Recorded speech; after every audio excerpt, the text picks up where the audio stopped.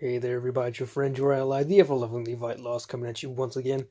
This time I have Vigilante, City Lights, Prairie Justice.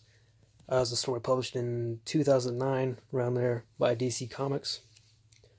And it's a story, I say, about the character, the Vigilante, which was an old Pulp Fiction comic book hero back in the 30s and 40s.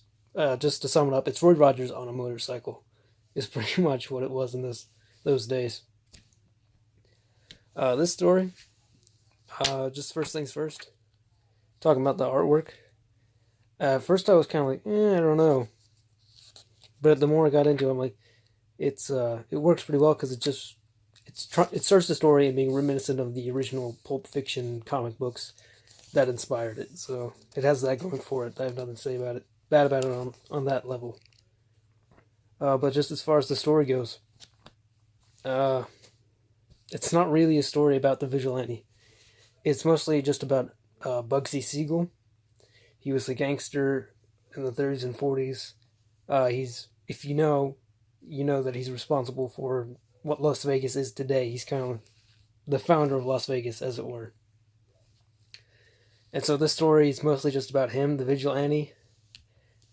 Doesn't really do anything in the story.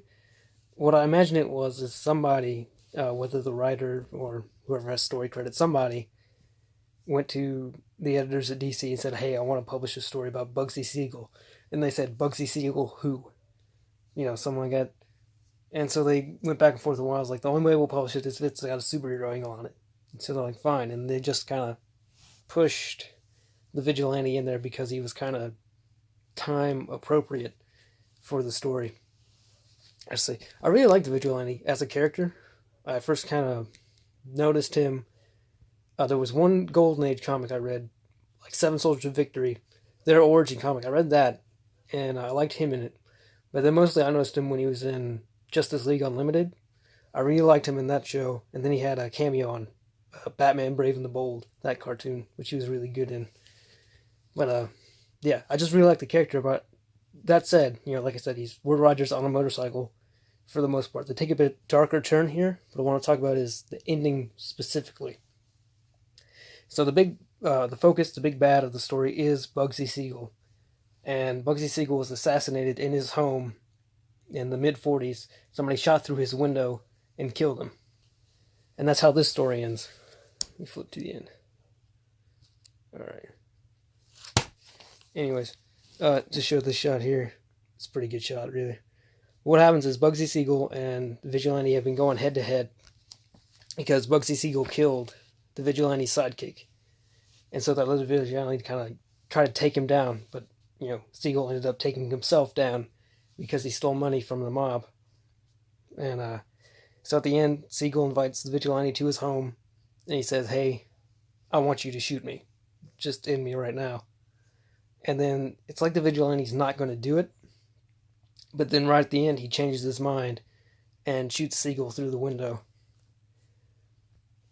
I know there's constraints because you're dealing with real-life people and the events that happened in real life.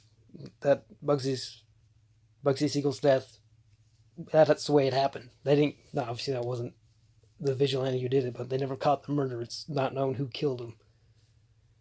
So I understand the constraints when you're dealing with that, but the ending is unsatisfying. Because you have this guy, like I say, he's Roy Rogers on a motorcycle, so if you want the story to kind of have that satisfying end to it, you kind of need that Roy Rogers moment where he brings the bad guy to justice and then rides off into the sunset. It doesn't feel right otherwise. Because there's moments in here where he's kind of going through the regular cowboy routine. Like he's on a ranch, he's taming a wild horse. Like he's got that two-gun, two-fisted attitude, taking down bad guys and all that sort of thing.